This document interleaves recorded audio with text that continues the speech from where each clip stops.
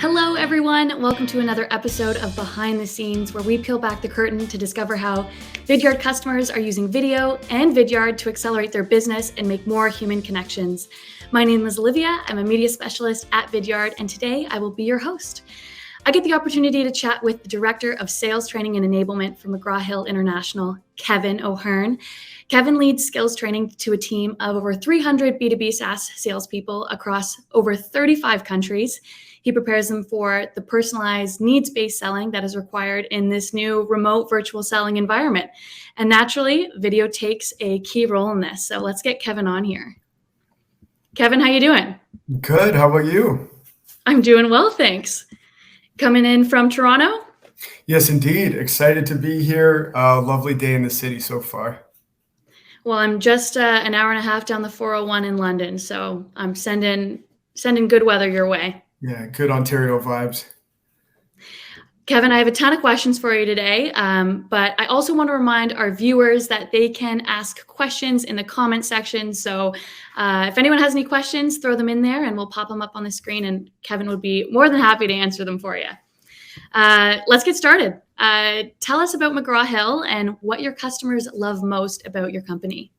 Oh, fantastic. So McGraw Hill is an education organization. We distribute trusted content across a number of mediums for our instructor, student, and professional audiences. And over the last little while, I would say the thing that our customers love the most is our support. So as you know, during the pandemic, a lot of businesses have changed.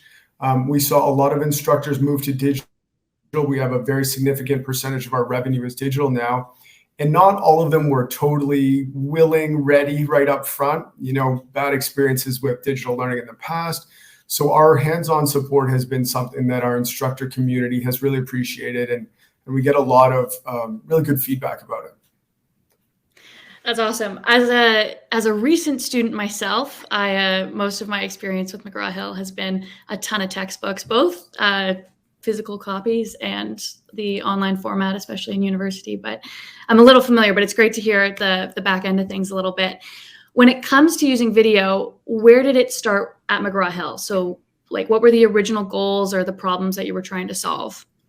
Yeah, so this was really born out of the pandemic as well, right? So it comes around to March 2020 or so, and we start to see, especially in our Canadian business where this started, was we were having trouble hearing back from instructors. So people were inundated with emails, not just current clients, but takeaway clients, and your response rates were just plummeting. And so the thought was, how are we going to break through that email inertia, especially in that early part? And that prompted us to look at video solutions. So Vidyard was the one we landed on in a small capacity at the time. So we started with about licenses, and now we are 120 odd across international, another 150 or so in the US.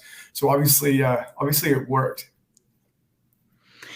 Yeah, no, the video's proven across the board time and time again. This is a great use case example. I'm happy to hear it. You, in your role, how are you using video to enable your team?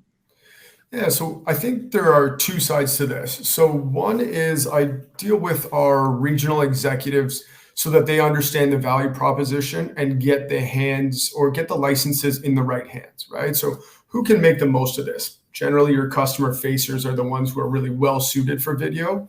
So getting that buy-in up front and then helping our users understand when to use this. So thinking about our use cases.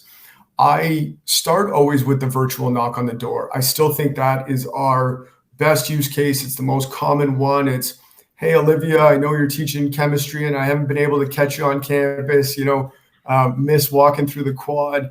I saw this and I thought of you, right? And those are the kind of videos that we started with.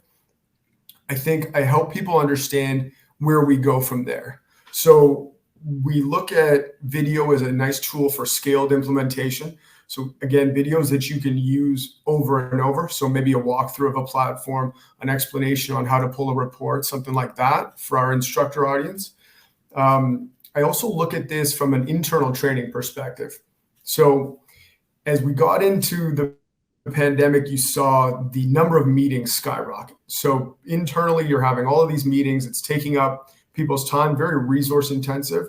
What I try to direct leaders to do is create a video for 5 or 10 minutes if it's a one-way conversation, and then have a meeting that's half the time or a quarter of the time. You still get that personal engagement. You're just a little bit more thoughtful about the resource intensive nature of always getting the whole group together live for meetings.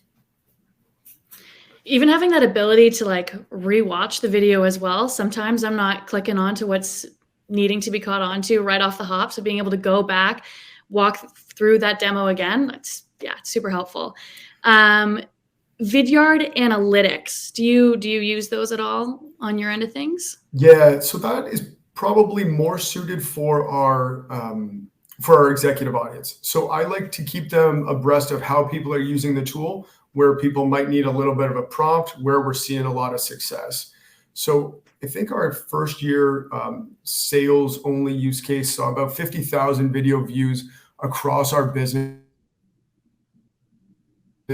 And what to expect, we thought that was fantastic, right? So you're starting to see reaching instructors you might not otherwise have reached. You start to see people sending a video that was sent to them to their 2 or 3 colleagues who also teach the same course. They're getting acclimated to McGraw Hill. And the analytics shed light on how we are getting our message out there. So you and I met a couple weeks back before, as a preliminary to our chat today, and you told me about an exciting new project that is in the works and is launching. Can you tell our viewers a little bit about that? Yes. So with the big rollout, especially with our US team jumping into the sales use case for the first time, I wanted to get a user community together. So this is a global community across our whole business in all regions that allows for best practice sharing, success highlighting, spotlighting of not just users, but of use cases and of new updates on the Vidyard. And it's a way to communicate with all of our users in one spot, but probably more importantly, a spot for them to communicate with each other. So this just rolled out within the last day or two. So we're very excited for this. I think my idea is that it becomes a self-sustaining community where people are posting their best practices and sharing with each other. Up front, we're going to do a little bit of incentivization to help that come to fruition. But before long, I imagine a great deal of sharing in this spot. And what kind of problems is this hub solving that existed prior? Email, just like it's a hard spot to always get a hold of your customers, it's hard to get always the attention of your internal audience by email, right? So you have to balance, especially from a position like this, what is worth an email, and then when is it too many emails that they're going to tune you out or treat you like a feed that could be deleted, right? So it's a spot to communicate with our users who are dialed into the tool, give them everything that they need without the abundance of emails flowing into them. So that was a big part of it. And the other part is that making updates to the platform. There are little things that are improving all the time, and I might get an understanding of them from our customer success teammate, but our group of 100 plus users isn't always going to catch them on the first go or know that they're there. And this is a good way for us to spotlight not just anything that is new, but things that are new and particularly relevant for the job that we do, the industry we're in, the audience that we have. In this new world of like asynchronous working as well, the idea of having a self-serving hub is, that's so ideal. We talked about using video for sales enablement as well as internally. What about for a marketing use case? Yeah, so our US team had been doing this for a few years, and we are just jumping on this national right now, which is using Vidyard as the back-end video player for our videos on our e-commerce site. So all the videos where people view about our platforms and our tools and our support, because they are Vidyard videos, you get the back-end analytics. So you know where people are clicking and you know where they're heading and how we can help them more in the future. We also have started to dip our toes into videos sent out one to many. So the obvious advantage here is that not only are your marketing blasts more engaging because they have video, you're getting individual viewer analytics so that you know kind of, are your customers interested in this? Is there a way that we can support them going forward? That's awesome. I have a couple questions that we love to ask everyone on our behind the scenes live. But one of them is, if there was one piece of advice you could give yourself a year ago when it comes to using video, what would that be for you?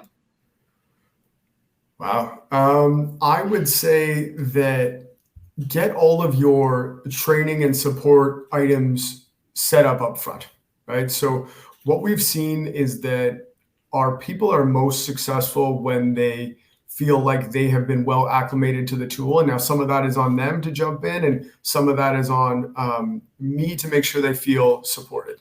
And our customer success person, Danielle, has done an awesome job of that. She is ultra supportive of me and all sort of my middle of the night asks for Vidyard things.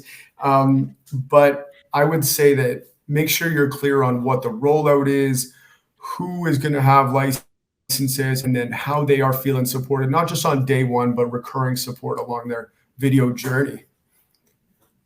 Yeah, that's great to hear that that's been your experience. Danielle's awesome. She's with Vidyard, for those of you tuning in. She's part of the team. Do you have a favorite tip to give our viewers to help them succeed on video? Yeah, I think it is that it's not going to be perfect ever. So don't sort of wait for things to be perfect. You wouldn't, in all likelihood, proofread an email 8 times before you sent it out to a new contact, new business, new business emails.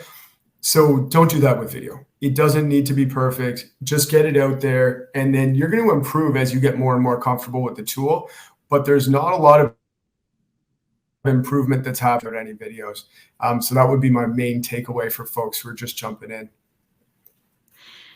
You're totally right. It's the proofreading the email that would never happen. So I maybe proofread an email once, but I recorded a video just the other day, and I'm still getting used to being on video. And man, I re-recorded it like 8, 9, 10 times. Finally, someone came into the room and said, "What's going on? Like, are you rehearsing for a play? Like, you need to stop." But yeah, once you get comfortable, I feel like the imperfections also lead to the more authentic dynamic, because that's what you're trying to do with video. You're trying to break down that stiff wall between two people, and so the imperfections help nurse that. Yeah, and at McGraw Hill, it really suits our selling culture also, right? We aren't a scripted sales organization where you need to hit on XYZ buzzwords in this order in order to be successful. It is listening to our customers. It is discovering what their needs are and seeing if we can help. And a video where you say or ah a couple times doesn't take away from that at all, actually. So I do recommend that people get out there, get their videos out there. And if you trip up once or twice, I mean, you're a human. Well, I am excited to hear more about how the internal hub goes for best practices and all the great content that you're producing in there. And it was a pleasure chatting with you today, Kevin. Thanks so much for your time. Awesome. Thank you so much for having me, and enjoy the rest of your day.